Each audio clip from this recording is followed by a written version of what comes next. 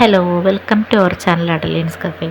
അപ്പോൾ നമ്മൾ തുംദേന സാത്ത് മേര ഓ ഹംന എന്ന സ്റ്റാർ പ്ലസ്സിലെ ഒരു സൂപ്പർ ഹിറ്റ് സീരിയലിൻ്റെ എക്സ്പ്ലനേഷനാണ് ചെയ്തുകൊണ്ടിരുന്നത്. അപ്പോൾ ഫസ്റ്റ് എപ്പിസോഡ് ഓൾറെഡി ഇട്ടിട്ടുണ്ട്. അപ്പോൾ അത് കാണാത്തവർക്ക് വേണ്ടി കമൻറ്റ് ബോക്സിൽ ലിങ്ക് കൊടുത്തേക്കാം.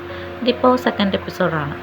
അപ്പോൾ ഫസ്റ്റ് എപ്പിസോഡിൻ്റെ ലാസ്റ്റ് നമ്മൾ പറഞ്ഞു നിർത്തിയത് അപരാജിത അവളുടെ വീട്ടിലേക്ക് എത്തി.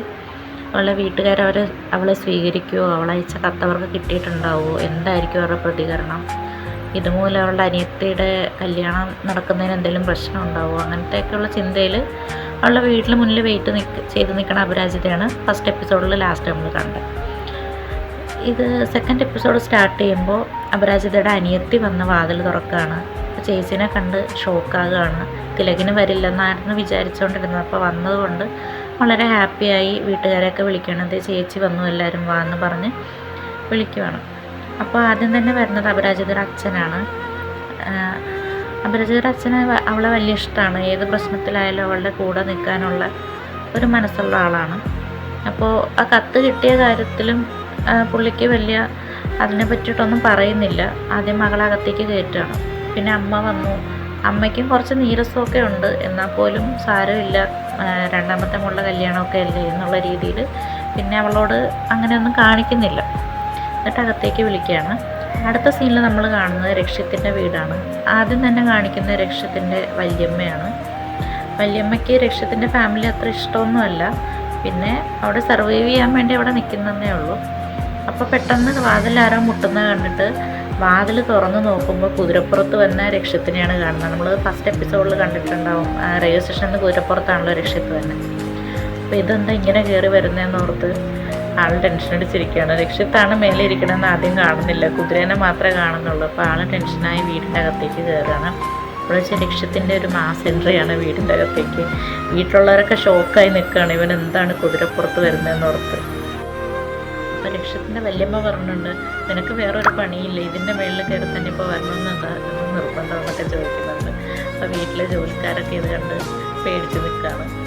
അപ്പോഴാണ് രക്ഷ്യത്തിൻ്റെ അനിയൻ, സ്വന്തം അനിയനാണ്, അനിയനുമുണ്ട്, പിന്നെ ഒരു ചേട്ടനുമുണ്ട്, അത് വല്യമ്മയുടെ മോനാണ്. അപ്പോൾ രണ്ടുപേരും അവിടേക്ക് വരുന്നത്. നീ എന്താ കുളിച്ചിട്ടുണ്ടോ എന്ന് രക്ഷ്യത്തിൻ്റെ ചേട്ടൻ ചോദിക്കുന്നുണ്ട്, ഇങ്ങനെ കുതിരപ്പുറത്ത് വന്നുകൊണ്ട്. അപ്പോൾ പറഞ്ഞ് കല്യാണമൊക്കെ അല്ലേ, കല്യാണത്തിന് കുതിരപ്പുറത്ത് വന്നില്ലെങ്കിൽ പിന്നെ എങ്ങനെയാണ്, നല്ലൊരു എൻട്രി കൊടുക്കേണ്ടതെന്ന് പറയണം. അപ്പോൾ അനിയൻ പറഞ്ഞു, ഞാൻ വീഡിയോ എടുക്കാം, ഏട്ടനെ വൈറലാക്കി തരാമെന്നൊക്കെ. അപ്പോൾ എൻ്റെ മണവാട്ടി എവിടെ എന്നൊക്കെ ചോദിച്ച് അദ്ദേഹം വിളിക്കുന്നുണ്ട്. മണവാട്ടി എന്ന് ഉദ്ദേശിച്ച അമ്മേനെ തന്നെയാണ്. അടുത്ത സീനിൽ കാണിക്കുന്നത് അപരാജിതയുടെ വീടാണ്. അവളുടെ അമ്മ അവളെ കൊണ്ട് ഇരുത്തി വെള്ളമൊക്കെ കൊടുത്ത് വന്ന വഴിയുള്ള വിശേഷങ്ങളൊക്കെ ചോദിക്കുന്നു. നിനക്ക് സുഖമാണോ, യാത്രയൊക്കെ എങ്ങനെ ഉണ്ടായിരുന്നെന്ന് ചോദിക്കുന്നു. അടുത്ത സീനിൽ കാണിക്കുന്ന അപരാജിത അവളുടെ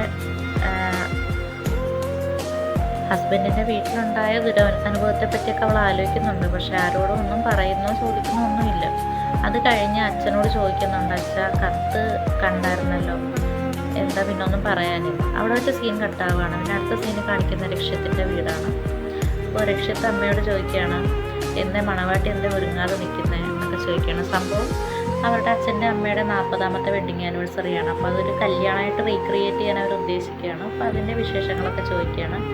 അപ്പോൾ എവിടെ മണവാളിനെ കണ്ടില്ലല്ലോ എന്നൊക്കെ ചോദിക്കുന്നുണ്ട്. അവർ തമ്മിലുള്ള കുറച്ച് ഫണ്ണി കോൺവെർസേഷനാണ്. അപ്പോൾ ഞങ്ങളുടെ രണ്ടാമത്തെ കല്യാണം കഴിക്കാൻ നോക്കുന്നുണ്ടല്ലോ, നീ എന്നാ കല്യാണം കഴിക്കണേ എന്നൊക്കെ ചോദിച്ച് ഇങ്ങനെ സംസാരിച്ചുകൊണ്ടിരിക്കുകയാണ്. അത് കഴിഞ്ഞ് രക്ഷ്യത്ത് അച്ഛനെ വിളിക്കുകയാണ്. അച്ഛനെവിടെ എന്ന് ചോദിച്ച് അച്ഛനെ വിളിക്കുന്നുണ്ട്. വല്യമ്മയ്ക്ക് ഇതൊന്നും ഇഷ്ടപ്പെടുന്നില്ല, പിന്നെ എല്ലാത്തിലും കൂട്ടത്തിൽ കൂടുന്നുണ്ടെന്നേ ഉള്ളൂ. അപ്പോൾ പെട്ടെന്ന് രക്ഷ്യത്തിൻ്റെ അച്ഛൻ സ്റ്റെയറിൽ നിന്ന് താഴേക്ക് വരുവാണ്. അപ്പോൾ എല്ലാവരും ഷോക്കാകുകയാണ് അച്ഛനെ നോക്കി. ഇതെന്താ എന്ന് എല്ലാവർക്കും മനസ്സിലാവുന്നില്ല. എല്ലാവരും ഷോക്കായിട്ട് നിൽക്കുന്നു. സംഭവം എന്ന് വെച്ചാൽ പുള്ളിക്ക് അൽഷമറുണ്ട്.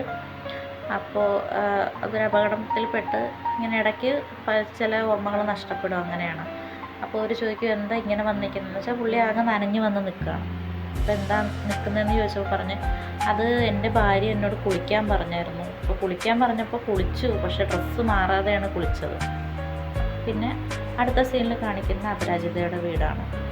അപ്പോൾ അവരുടെ അച്ഛൻ അവളെ കംഫർട്ട് ചെയ്യാൻ നോക്കുന്നുണ്ട്.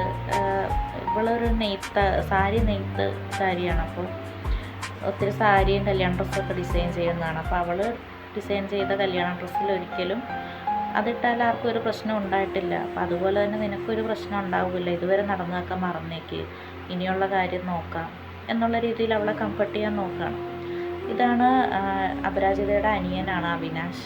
അപ്പോൾ അവിനാശിനും എല്ലാവർക്കും ഈ കത്തൊക്കെ കണ്ടതുകൊണ്ടൊരു വിഷമമുണ്ട്, അവളോടൊരു നീരസമുണ്ട്. അവർക്കൊക്കെ അവളുടെ ഹസ്ബൻഡിനെ വളരെ ഇഷ്ടമാണ്, അയാളുടെ നല്ല വശം മാത്രമേ ഇവരൊക്കെ കണ്ടിട്ടുള്ളൂ.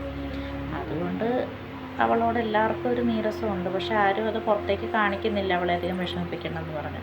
പക്ഷെ അവിനാശ് പറയുന്നുണ്ട്, കല്യാണത്തിന് സഹായിക്കാനാണ് നേരത്തെ വന്നെങ്കിൽ അതിൻ്റെ ആവശ്യമില്ല, ആൺകുട്ടികളാണ് വീട്ടിലെ കാര്യങ്ങൾ നോക്കേണ്ടത്, പെങ്ങന്മാർക്ക് അവരുടെ ഭർത്താവിൻ്റെ വീട്ടിൽ താമസിക്കുന്നതാണ് നല്ലതെന്നൊക്കെ. അടുത്ത സീനിൽ കാണിക്കുന്ന രക്ഷിതിൻ്റെ വീടാണ്.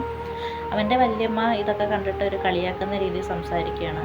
അപ്പോൾ വല്യമ്മയുടെ മോനെന്ന് പറഞ്ഞ ഡോക്ടറാണ്. അദ്ദേഹം പറയുന്നുണ്ട്, ഇതൊക്കെ ഒരു രോഗത്തിൻ്റെ ഭാഗമാണ്, അതിനിങ്ങനെ കളിയാക്കേണ്ട ആവശ്യമില്ല, അദ്ദേഹം അറിഞ്ഞുകൊണ്ട് ചെയ്യുന്നതല്ലല്ലോ, അത് രോഗം വന്നിട്ടല്ലേ എന്നൊക്കെ ഉള്ള രീതിയിൽ ഇങ്ങനെ പറയുന്നുണ്ട്. അപ്പോൾ രക്ഷ്യത്തിന് ഇത് കണ്ടിട്ട് വിഷമമാകുകയാണ്. അപ്പോൾ അച്ഛനെ കംഫേർട്ട് ചെയ്യാനായിട്ട് രക്ഷ്യത്ത് അച്ഛൻ്റെ മുഖമൊക്കെ തുടച്ചു കൊടുക്കുകയാണ്. അപ്പോൾ ഈ വല്യമ്മ കളിയാക്കുന്നത് ആർക്കും ഇഷ്ടപ്പെടുന്നില്ല, എന്നാലും വല്യമ്മ ആയതുകൊണ്ടൊന്നും പറയാനും പറ്റുന്നില്ല. അപ്പോൾ രക്ഷിത് മാക്സിമം അച്ഛനെ കംഫർട്ട് ചെയ്ത് ഓർമ്മകൾ തിരിച്ചു കൊണ്ടുവരാൻ നോക്കുന്ന ഒരാളാണ്. അപ്പോൾ വല്യമ്മ അതിനെ എതിർക്കുകയാണ്, ഇനി ഇതൊന്നും ശരിയാകാൻ പോകുന്നില്ല, ഇങ്ങനെ തന്നെ ആകുന്നു. അപ്പോൾ രക്ഷിത് കുറച്ച് വെള്ളമെടുത്ത് അവൻ സ്വന്തം തലയിലൊഴിച്ച് അച്ഛനെ മാച്ചാക്കാൻ എല്ലാവരും വെള്ളമൊഴിച്ച് അതൊന്ന് സെലിബ്രേറ്റ് ചെയ്യുന്ന പോലെ കാണിക്കുകയാണ്. അച്ഛന് കാര്യത്തിൽ വിഷമം തോന്നാതിരിക്കുക എല്ലാവരും അങ്ങോട്ടും ഇങ്ങോട്ടും വെള്ളമൊക്കെ ഒഴിച്ച് അവർ നല്ല സന്തോഷത്തിൽ അച്ഛനെ സന്തോഷിപ്പിക്കാൻ നോക്കുകയാണ് എല്ലാവരും.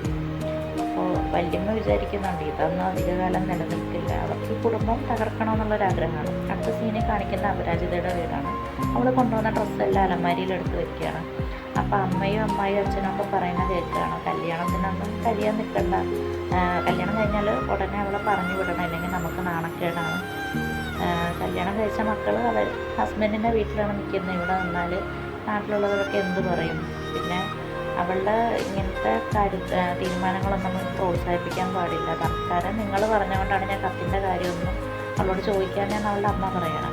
അമ്മ അങ്ങനെ ഒരു മൈൻഡാണ്, മകളുടെ ജീവിതം പോയാലും കുഴപ്പമില്ല, ഈ നാട്ടുകാരെന്ത് പറയും എന്ന് ചിന്തിക്കുന്ന ഒരു ടൈപ്പാണ്. അപരാജിത വിഷമിച്ച് അവളുടെ ഡ്രസ്സൊക്കെ കബോർഡിൽ നിന്ന് തിരിച്ച് ബാഗിൽ വെക്കുകയാണ്.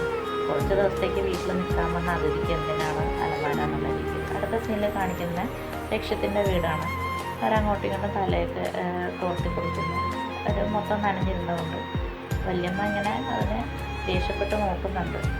അവർക്ക് അവരുടെ ഹസ്ബൻഡ് മരിച്ചപ്പോൾ സ്വത്തെല്ലാം അനിയൻ്റെ മക്കളുടെയും കൺട്രോളിലാണ് വന്നത്. അപ്പോൾ അതുകൊണ്ട് അവർക്ക് ആ കുടുംബം തകർക്കണമെന്നുള്ള ആഗ്രഹമാണ്. പക്ഷെ അവരുടെ മകൻ ഇതിലൊന്നുമില്ല, അദ്ദേഹം ഒരു നല്ല മനുഷ്യനാണ്, വല്യമ്മ അങ്ങനെയല്ല.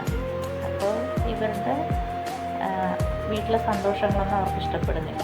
അടുത്ത സീനിൽ കാണിക്കുന്ന രക്ഷിത്തിൻ്റെ വീട്ടിലൊരു ജോത്സ്യം വരുവാണ്. ഇവരുടെ അമ്മയുടെ അച്ഛൻ്റെ രണ്ടാമത്തെ കല്യാണം നടത്താനായിട്ട് നിശ്ചയിച്ചിരിക്കുകയാണല്ലോ, അപ്പോൾ അതിന് മുഹൂർത്തം നോക്കാൻ വന്നതാണ്. അപ്പോൾ രക്ഷിത്തിൻ്റെ അമ്മ ചോദിക്കുന്നുണ്ട്, ഇവന് 35 വയസ്സ് കഴിഞ്ഞു, ഇനി ഇവൻ്റെ കല്യാണത്തിൻ്റെ നോക്കി, ഞങ്ങളുടെ മുഹൂർത്തം പിന്നെ നോക്കിയാൽ മതിയെന്ന്. അപ്പോൾ അയാൾ പറയുകയാണ്, ഇവൻ്റെ കൈ നോക്കിയിട്ട് അവന് കല്യാണത്തിന് യോഗമുണ്ട്, പക്ഷെ അവന് വരുന്ന ഭാര്യ ഒത്തിരി കാര്യങ്ങൾ സഹിച്ചിട്ട് വേണം ഇവൻ്റെ ജീവിതത്തിലേക്ക് എത്താൻ, അതുപോലൊരു ജാതകമാണ് അവളുടെ രക്ഷിക്കാനെന്നുള്ള രീതിയിലാണ് ഇവൻ്റെ പേര് രക്ഷിതെന്ന് പോലും ആയത്, അതൊരു നിമിത്തമാണെന്നൊക്കെ ഇങ്ങനെ പറയുന്നുണ്ട്. അപ്പോൾ ആ കുട്ടി ഒത്തിരി ബുദ്ധിമുട്ടുകൾ അനുഭവിക്കേണ്ടി വരും, എന്നാലേ ഇവരുടെ കല്യാണം നടക്കുകയുള്ളൂ, അത് അത്ര എളുപ്പം നടക്കുന്ന കാര്യമല്ല, നല്ല സമയമെടുക്കും. പിന്നെ അതിനായിട്ട് ആ കുട്ടി അനുഭവിക്കേണ്ട വരുന്ന കാര്യങ്ങൾ വളരെ കഠിനമായിരിക്കും, അപ്പോൾ അതിനൊക്കെ ഉള്ള ശക്തി ദൈവമൊക്കെ കൊടുക്കും, അങ്ങനെയൊക്കെ ഇങ്ങനെ പറയുന്നുണ്ട്. അപ്പോൾ അവളുടെ എല്ലാ പ്രശ്നങ്ങളിലും രക്ഷിത് അവളെ സഹായിക്കാനുണ്ടാവും, അവളുടെ ലൈഫ് തന്നെ രക്ഷിക്കാൻ വേണ്ടിയിട്ടാണ് ഇവൻ്റെ യോഗം എന്നൊക്കെ ഇങ്ങനെ പറയുന്നുണ്ട്. അപ്പോൾ അതെല്ലാവരും ഇങ്ങനെ അത്ഭുതത്തോടെ കേട്ടിരിക്കുകയാണ്. അപ്പോൾ ആ സമയത്ത് പിന്നെ അപരാജിതേനാണ് കാണിക്കുന്നത്. അവളും ദൈവത്തോട് പ്രാർത്ഥിക്കുകയാണ്, അവളുടെ പ്രശ്നങ്ങൾ ആരോടും പറയാനും പറ്റുന്നില്ല, അറിയാവുന്നവരത് മനസ്സിലാക്കുന്നുമില്ല, അവിടുന്ന് എങ്ങനെയെങ്കിലും രക്ഷപ്പെട്ട് ഇങ്ങോട്ട് വന്നതാണ്, പക്ഷേ ഇവർ വീണ്ടും അങ്ങോട്ട് പറഞ്ഞയക്കാൻ തന്നെയാണ് നോക്കുന്നത്. ഇനി എന്തായിരിക്കും ലൈഫിൽ നടക്കാൻ പോണേന്ന് ഓർത്തിട്ട് അവൾ വിഷമിക്കുകയാണ്. അവൾക്ക് തിരിച്ചു പോകാതിരിക്കാൻ ഒരു വഴിയാണ് അവൾ നോക്കുന്നത്, പക്ഷേ അത് നടക്കുന്നില്ല. പിന്നെ രക്ഷിതിൻ്റെ വീടാണ് കാണിക്കുന്നത്. രക്ഷിത് ഇങ്ങനെ ആലോചിക്കുന്നുണ്ട്, ഇനിയിപ്പോൾ അതാരാവും എന്നിങ്ങനെ ആലോചിക്കുന്നുണ്ട്. വീണ്ടും അപരാജിത തന്നെയാണ് കാണിക്കുന്നത്. അവരുടെ ലൈഫിൽ ഇനി എന്ത് സംഭവിക്കും എന്നുള്ള രീതിയിലൊക്കെ അവരിങ്ങനെ ആലോചിക്കുകയാണ്. അപ്പോൾ ഇവിടെ വെച്ച് ഈ എപ്പിസോഡ് തീരുകയാണ്. ഇനി അടുത്ത എപ്പിസോഡ് കുറച്ചുകൂടെ ത്രില്ലിംഗ് ആണെന്ന് വെച്ചാൽ രണ്ടുപേരും പിന്നെ മീറ്റ് ചെയ്യുകയാണ്. പിന്നെ അപരാജിതയുടെ അനിയത്തിയുടെ കല്യാണ ഫങ്ഷൻസൊക്കെ സ്റ്റാർട്ട് ചെയ്യുന്നു. അപ്പോൾ അതിൻ്റെ ഭാഗമായിട്ട് രണ്ടുപേരും മീറ്റ് ചെയ്യുന്നുണ്ട്. രണ്ട് വീട്ടിലും ഓരോ കല്യാണങ്ങളുള്ളതുകൊണ്ട് അതിൻ്റെ ഒരുക്കങ്ങളിലൊക്കെ ഇവർ കണ്ടുമുട്ടുന്നുമുണ്ട്. ഇനിയുള്ള എപ്പിസോഡിൽ നമുക്ക് കുറച്ചുകൂടെ കാര്യങ്ങൾ നല്ല ക്ലാരിറ്റി ആവും. ഇപ്പോൾ നമുക്ക് കുറച്ച് കാര്യങ്ങളൊന്നും മനസ്സിലായെന്ന് വരത്തില്ല. രണ്ടുപേരുടെ ലൈഫിൽ നടക്കുന്ന കാര്യങ്ങൾ, എങ്ങനെ അവരുടെ അച്ഛന് അൽഷമർ വന്നത്, അത് എന്തോ ഒരു അപകടത്തിൻ്റെ പേരിലാണ് വന്നത്, അത് രക്ഷിത കാരണമാണ് ഉണ്ടായത്. അതുകൊണ്ടാണ് അച്ഛൻ്റെ അവസ്ഥ കാണുമ്പോൾ രക്ഷിതിനൊരു കുറ്റബോധം തോന്നുന്നത്. പിന്നെ അപരാജിതയുടെ കാര്യം എന്ന് പറഞ്ഞാൽ വീട്ടിൽ കത്തെത്തിയിട്ടുണ്ട്, പക്ഷേ അതിൽ അവൾ എഴുതിയ കാര്യങ്ങളൊന്നും ഇവരറിഞ്ഞിട്ടില്ല. അവൾക്ക് ഇത്ര ബുദ്ധിമുട്ടുള്ള കാര്യങ്ങളൊന്നും ഇവരറിഞ്ഞിട്ടില്ല. കത്ത് അവിടെ ഹസ്ബൻഡ് മാറ്റിയിട്ടുണ്ട്. അപ്പോൾ അതുകൊണ്ടാണ് അവരുടെ വീട്ടുകാർ കാര്യമായിട്ട് പ്രതികരിക്കാത്തത്. ഇവളുടെ പ്രശ്നം കൊണ്ടാണ് അവൾ ഹസ്ബൻഡിൻ്റെ വീട് വിട്ട് വന്നിരിക്കുന്നതെന്നാണ് അവളുടെ വീട്ടുകാർ വിചാരിച്ചിരിക്കുന്നത്. അതാണ് അവളോട് എല്ലാവർക്കും ചെറിയൊരു ദേഷ്യമുള്ള പോലെ. ഇപ്പം അനിയനാണെങ്കിലും അനിയത്തിക്കൊക്കെ ആണെങ്കിലും അവളുടെ ഹസ്ബൻഡിനെ വളരെ ഇഷ്ടമാണ്. അപ്പോൾ അതുകൊണ്ടാണെന്നാണ് അവർ വിചാരിച്ചിരിക്കുന്നത്. അപ്പോൾ അവളുടെ വീട്ടുകാർ മനസ്സിലാക്കുമോ, പിന്നെ രക്ഷിത്തും അപരാജിതയും ഇനിയും വീണ്ടും കണ്ടുമുട്ടുമോ എന്നൊക്കെ നമുക്ക് അടുത്ത എപ്പിസോഡിൽ കാണാം. അടുത്ത എപ്പിസോഡ് നാളെ തന്നെ അപ്ലോഡ് ചെയ്യാം. അപ്പോൾ എല്ലാവരും വെയിറ്റ് ചെയ്യുക, ചാനൽ ഫോളോ ചെയ്യുക.